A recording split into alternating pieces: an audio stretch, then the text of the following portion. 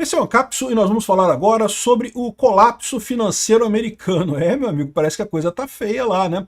Vocês lembram, alguns dias atrás, a gente fez um vídeo sobre a falência de duas firmas ligadas a empréstimos de carros no setor automotivo para pessoas subprime, né? Principalmente imigrantes ilegais lá nos Estados Unidos. Você conseguir empréstimo nos Estados Unidos é muito fácil se você tem um histórico de crédito. Só que se você é um imigrante, você chega lá, você não tem um histórico de crédito, né? Então é difícil conseguir isso. Essa empresa se especializava exatamente nisso, de fazer empréstimo para carro lá nos Estados Unidos. Só que agora, com a perseguição do Trump contra os imigrantes, primeiro que está indo pouco imigrante para os Estados Unidos, depois que os imigrantes que estão lá não querem comprar carro nesse momento, né? Então as empresas quebraram. Só que agora parece que tem banco indo nessa também. Vamos entender essa história aqui. Essa notícia foi sugerida por Mega Raptor, Roubaram Meu Sabonete e várias outras pessoas. Obrigado aí ao pessoal que sugeriu notícias lá no nosso site, no visãolibertaria.com. E obrigado a você que está assistindo o nosso vídeo. Se você gosta do nosso conteúdo, por favor, deixa o seu like e se inscreva aqui no canal, né? Então tá aqui, ó. Qual que foi o problema, né? A Tricolor teve um problema, faliu. A First Brands é uma outra empresa que faliu também, como eu expliquei. Elas eram ligadas à questão de imigrantes e coisa e tal, vendiam muito para esse público, e o público imigrante nos Estados Unidos, quem não foi expulso, muita gente não está indo para lá, então diminuiu o fluxo de imigrantes para lá, e o pessoal que está lá meio que não quer fazer muita coisa nesse momento porque tem medo, né? Então as empresas tiveram problemas e tiveram que fechar. Só que era pior do que isso. Por quê? Porque descobriu-se depois que essas empresas estavam fazendo fraude. Por exemplo, a Tricolor, ela vendia, né, fazia o empréstimo de um carro, aí pegava esse empréstimo, vendia, fazia a securitização desse empréstimo, né? Porque tipicamente o pessoal imigrante é muito bom pagador. O cara está chegando nos Estados Unidos, ele não vai querer arrumar confusão de ficar devendo dinheiro e coisa e tal. Então, geralmente, o cara paga direitinho o empréstimo dele. Então, vendia esse crédito desse empréstimo para outros bancos e coisa e tal. Só que parece que a empresa começou no desespero, quando começaram a escassear os negócios, né? Lembra, o Trump tomou posse em janeiro e já começou com essa coisa de proibir imigração e coisa e tal. Então eu imagino que essas empresas já estavam com dificuldade naquele momento. Mas aí a empresa quer manter a normalidade, o que eles começaram a fazer? Começaram a fazer hipoteca da mesma dívida para vários bancos. Então você tem uma carteira de empréstimos que você fez e aí você vende essa mesma carteira para vários bancos. Então cada banco acha que não tem problema porque o dinheiro que está devendo para ele tem como recuperar desse empréstimo. Mas na verdade não tem, porque você vendeu a mesma coisa para vários bancos, né? Fraude mesmo. Né? Mas isso as empresas às vezes fazem nesse sufoco, né? É isso que eu falo.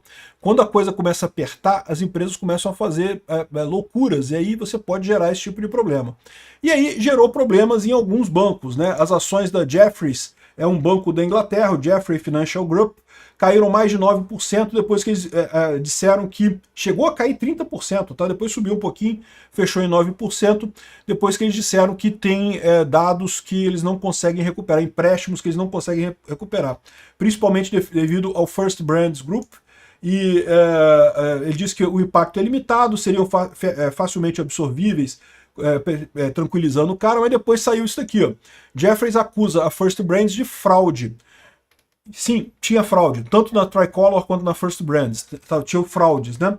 A reclamação veio quando o Jefferies, né, divulgou que um dos fundos do banco, né, lembra, o banco tem vários fundos, né, chamado Leucadia, tinha cerca de 715 milhões de dólares em recebíveis vinculados a First Brands, que agora não existe mais, né? A First Brands já era, né? Então, os principais executivos da Jefferies dizem que foram pegos de surpresa pela suposta má conduta, estão trabalhando para conter as perdas e tranquilizar os clientes. O problema é o seguinte, isso daí, segundo eles estão dizendo, o problema vai ser limitado a esse fundo específico. Mas esse aqui é o problema, quando você pega o sistema bancário, esse fundo parece que vai fechar também vai falir o fundo. Não é a empresa toda, tá? Não é o Jefferies inteiro, mas um fundo dele vai ficar insolvente, vai perder dinheiro, né? E aí que é o problema que eu falo com vocês, começa a ter esse risco de contaminação. Enquanto a empresa simples quebrando, quebrou a Tricolor, quebrou a First Brands, beleza, são empresas da área automobilística, ok, quebraram, é chato, é sempre ruim, né? Demite gente perde o emprego, aquela coisa toda. É sempre chato quando quebra uma empresa. Mas é localizada a coisa. Igual aqui no Brasil, quando quebrou as lojas americanas. Né? Não chegou a quebrar, né? Mas teve um prejuízo enorme, né? Demitiu um monte de gente, fechou um monte de loja, um monte de gente perdeu dinheiro e coisa e tal, mas é uma coisa contida ali naquele lugar. Quando você tem banco quebrando, a história muda. Porque os bancos têm muito investimento cruzado, um banco investindo no fundo do outro.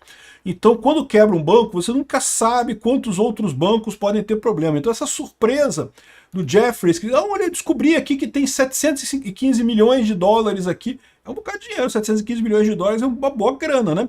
Que de repente eu descobri aqui que era tudo da First Brands e coisa e tal, e agora estão na merda, né?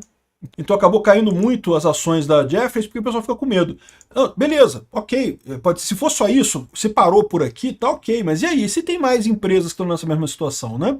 Se tem outras empresas que também estão fazendo esse tipo de fraude, você não pegou essa fraude, pode ser que tenha outras fraudes que você não pegou também. E aí, de repente, amanhã vai estar cheio de fraude aí, a coisa muito mais séria do que tem.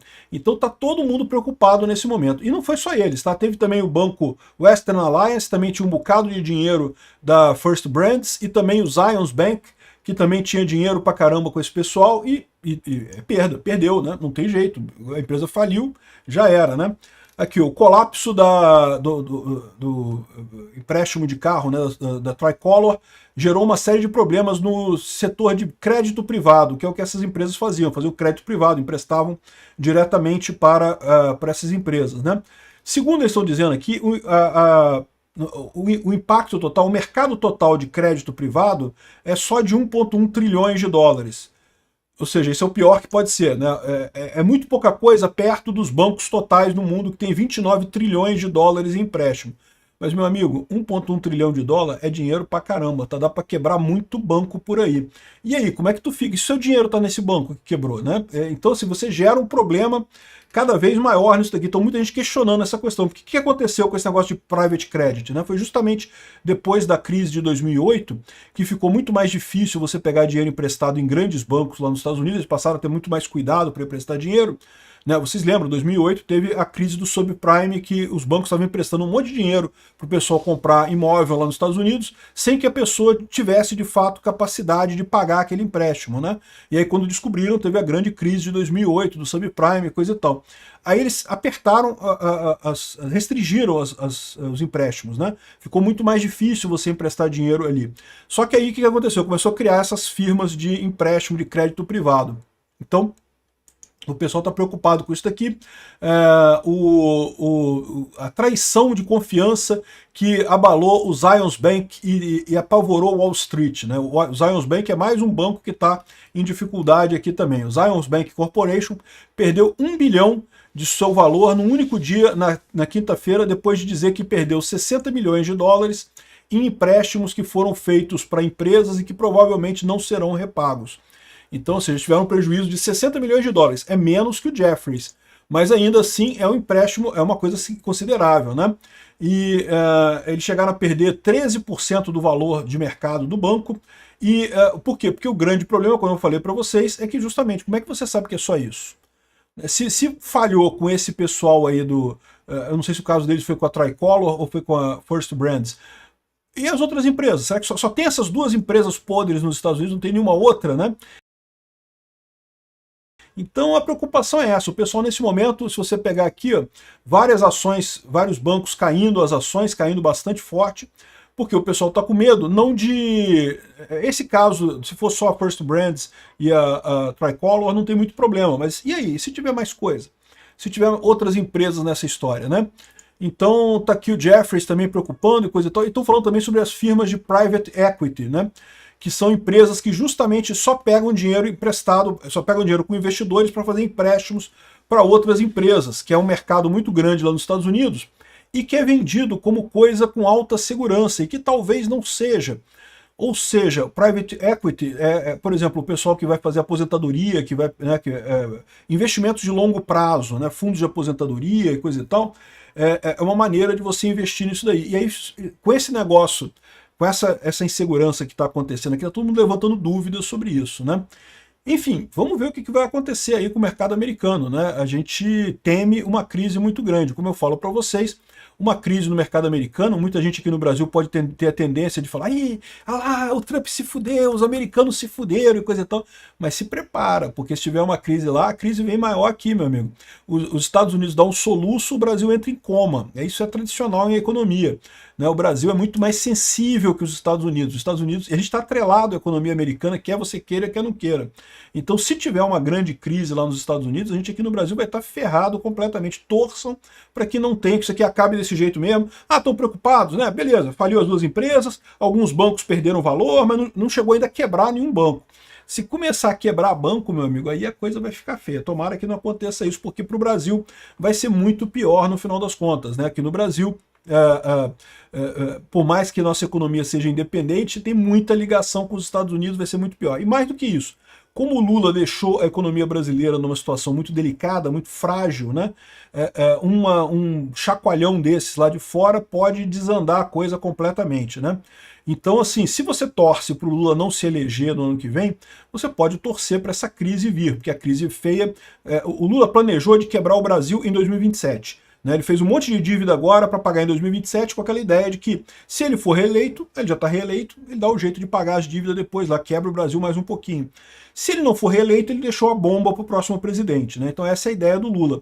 O problema é o seguinte, se isso aqui der realmente um chacoalhão muito grande na economia do mundo, pode ser que essa crise estoure antes de 2027. E aí, o lado positivo seria que ficaria mais difícil para o Lula ganhar a eleição. O lado negativo é que vamos todos nós no fuder, meu amigo. Eu não acho bom, não. Eu prefiro deixar quieto esse negócio, porque vai ser muito brava essa crise aqui, se vier, né? Enfim, por enquanto não tem luz vermelha, mas a luz está amarela. Tem que prestar atenção no que está acontecendo lá fora. Pode ser que a coisa piore muito rápido. Obrigado por assistir o vídeo até o final. Além de curtir, compartilhar e se inscrever no canal, considere se tornar patrocinador com valores a partir de R$ 1,99. Clique no botão Seja Membro abaixo para saber as condições e vantagens de patrocinar o canal. Mais informações sobre o nosso projeto, visite nossos sites indicados na tela.